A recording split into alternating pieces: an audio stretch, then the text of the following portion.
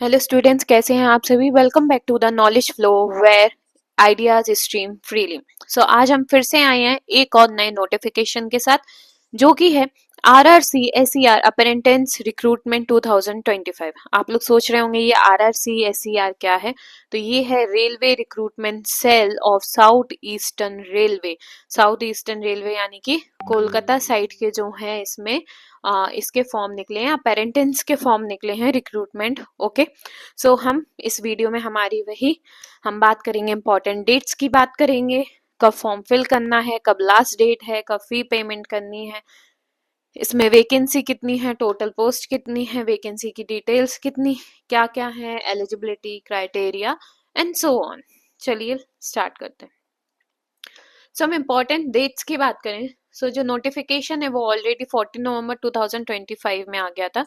देखो, नोटिफिकेशन आया था सिर्फ इस फॉर्म का, बट जो एप्लीकेशन स्टार्ट हुई है यानी कि जो फॉर्म फिल करना स्टार्ट हुआ है वो कल से हुआ है, यानी कि 18 नवंबर से हुआ है। ठीक है, सो कंफ्यूज मत होना कि इतनी लेट वीडियो आ रही है, 14 नवंबर को आ गया था। नहीं नहीं, 14 नवंबर को सिर्फ नोटिफिकेशन आया था, एप्लीकेशन तो स्टार्ट कल से हुई है 18 नवंबर से। और लास्ट डेट की बात करें कि लास्ट डेट हम कब तक अप्लाई कर सकते हैं, तो हम 17 दिसंबर तक अप्लाई कर सकते हैं। सो ये जो इसकी मतलब 1 मंथ तक आपकी एप्लीकेशन जो है, इसके ऑनलाइन फॉर्म वो खुले हुए हैं, लिंक खुली है। ठीक है, फी पेमेंट की लास्ट डेट भी जो है वो 17 दिसंबर 2025 ही है। करेक्शन डेट जो है वो अभी नहीं आई है, बट जैसे ही शेड्यूल होगी, एज पर शेड्यूल आएगी तो वो मैं आपको अपडेट कर दूंगी। एडमिट कार्ड भी एज पर शेड्यूल आएगा तो वो भी अपडेट कर दिया जाएगा। एग्जाम डेट भी जो है वो नोटिफाई होगी जल्द ही, वो भी अपडेट कर देंगे। इवन रिजल्ट डेट भी आपको अपडेट कर देंगे। ये चारों जो अपडेट्स है ना, correction date, admit card, exam date, result date, ये सब आपको जो अपडेट्स हैं हमारे Instagram channel the knowledge flow, the knowledge flow करके इंस्टाग्राम चैनल है, इस पे आपको सारे अपडेट्स मिल जाएंगे। आप अगर हमारा यूट्यूब चैनल को खोल के देखेंगे तो वहां भी इंस्टा के चैनल की जो लिंक है वो मेंशन है, तो आप इजीली हमारे इंस्टा चैनल पे पहुंच जाएंगे और उसको फॉलो कर लेंगे, तो आपको ये सारी अपडेट्स जो है वो इजीली मिल जाएंगे। ठीक है, देन नेक्स्ट हम एप्लीकेशन फ़ी की बात करें तो देखो, जनरल OBC और EWS की जो एप्लीकेशन फ़ी है वो 100 रुपीज़ चार्ज होगी। और उसके अलावा जो SC ST EBC यानी कि इकोनॉमी बैकवर्ड कैटेगरी में आते या फीमेल्स या जो ट्रांसजेंडर हैं, तो उनकी जो फीस है वो 0 है, यानी कि उनकी कोई फीस नहीं है। देन पे द एग्जामिनेशन फीस, आप जो फीस है वो अपने credit card, debit card, net banking, या अगर आपको ऑफलाइन पे करना है तो आप ई चालान के थ्रू पे कर सकते हैं। बट मेरा सजेशन यही रहेगा कि आप क्रेडिट कार्ड, डेबिट कार्ड या नेट बैंकिंग से पे कर दें, क्योंकि ई चालान में आप ई चालान बनवाओ, फिर बैंक जाओ एंड सो ऑन, बहुत लॉन्ग प्रोसेस हो जाता है। देन नेक्स्ट, एज लिमिट जो है, हम इसकी एज लिमिट देखेंगे 1 जनवरी 2026 तक की देखेंगे। इसकी एज लिमिट, मिनिमम एज है 15 ईयर्स, 15 साल होनी चाहिए, और मैक्सिमम 24 ईयर्स होनी चाहिए। ठीक है, अगर कोई है जो अगर कोई है जो 1 जनवरी के बाद 15 साल का होगा तो वो इस फॉर्म को बिल्कुल नहीं भर सकता। ठीक है, वो दिमाग में रख ले कि आप इस फॉर्म को नहीं भर सकते अगर आप 1 जनवरी के बाद 15 साल के हो रहे हैं। अगर आप अभी 15 साल के हैं या 16-17 ऐसे, तो आप फॉर्म भर सकते हो, अदरवाइज नहीं भर पाओगे। ठीक है, मिनिमम एज 15 है और मैक्सिमम 24 है। देन नेक्स्ट, टोटल वैकेंसीज जो है इसमें निकली हैं इस बार 1785 जो है पोस्ट आई है, टोटल वैकेंसी आई है। और अब हम बात करते हैं एलिजिबिलिटी एंड वैकेंसी। मतलब वैकेंसी तो हमें पता है 1785 है, बट उस वैकेंसी की एलिजिबिलिटी क्या है, क्या क्राइटेरिया है सिलेक्शन का। सी, आपको क्या चाहिए, आपके पास 10th एग्जाम होना चाहिए विथ एटलीस्ट 50% मार्क्स, मतलब आपके 10th में जो है वो 50% मार्क्स आए हो, और साथ ही साथ आपके पास क्या हो, ITI का सर्टिफिकेट हो, किसमें, रिलेवेंट ट्रेड और इक्विवेलेंट रिलेवेंट ट्रेड में। ठीक है, और equivalent eligibility from any recognised board institutions in India. तो आपके पास 10th होनी चाहिए जिसमें कम से कम कितने हो, आपके 50% मार्क्स हो, और साथ ही साथ आपका ITI सर्टिफिकेट होना चाहिए रिलेवेंट ट्रेड का। ठीक। देन नेक्स्ट, अच्छा रिलेवेंट ट्रेड, ट्रेड मीन्स कि लाइक रिलेवेंट ट्रेड यानी कि जितनी भी ये वैकेंसीज निकली हैं इनमें से किसी एक के लिए आपके पास हो ITI सर्टिफिकेट। ठीक है, किसी भी एक डिवीजन के लिए, पोस्ट के लिए।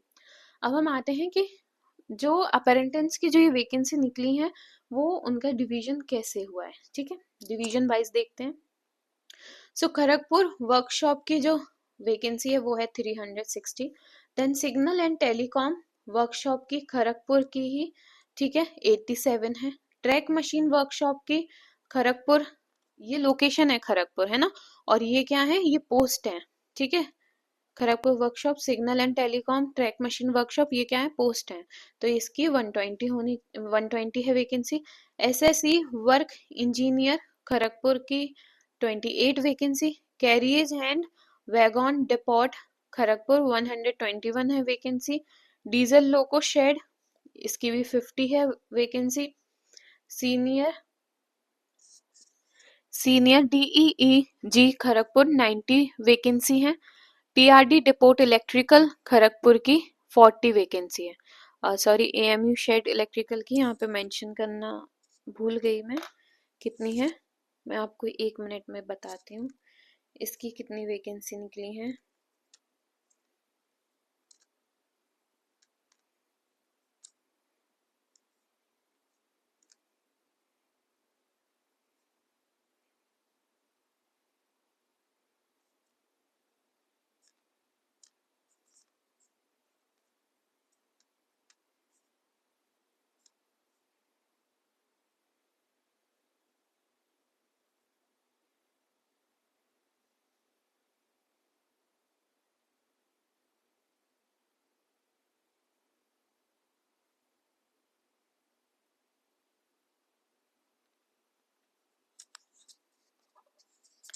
ओके, इसकी वैकेंसी भी जो है EMU शेड इलेक्ट्रिकल 40 है। ठीक है, देन ट्रैक मशीन वर्कशॉप सिनी, देखो ये था खड़गपुर का, ये सिनी का है। ठीक है, तो सिनी में है 7 vacancy.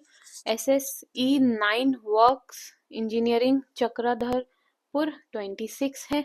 Electric electric loco shed Bondamunda 50 है। Diesel loco shed Bondamunda 52।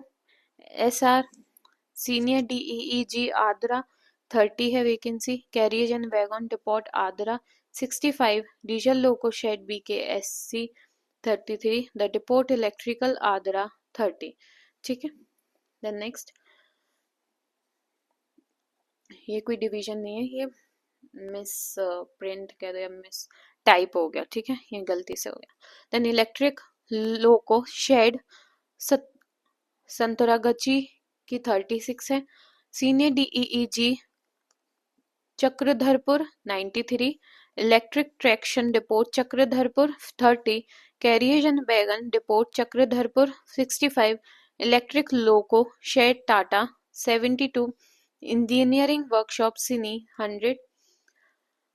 Electric loco shed BKSC 31 vacancy.